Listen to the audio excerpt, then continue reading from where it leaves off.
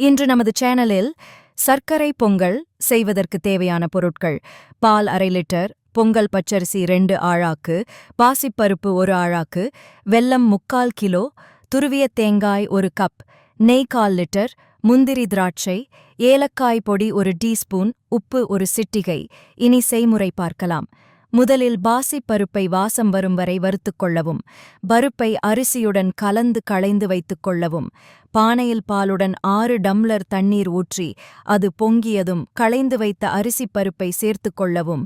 1 சிட்டிகை உப்பு சேர்த்துக் கொள்ளவும். அரிசி பருப்பை சேர்த்த பின் சிம்மில் வைத்து வேகவிட வேண்டும். அரிசியும் பருப்பும் நன்கு வெந்த பின் துருவிய தேங்காயை சேர்த்துக் கொள்ளவும். அதன்பின் தட்டி வைத்த வெல்லத்தை சேர்த்துக் கொள்ளவும். வெல்லம் கரைந்து அரிசியுடன் சேர்ந்த பின் பொங்கல் பதத்திற்கு வந்ததும் ஏலக்காய் தூள் மற்றும் நெய்யுடன் வறுத்த முந்திரி திராட்சையை சேர்த்து கிண்டி வைக்கவும். சர்க்கரை பொங்கல் ரெடி.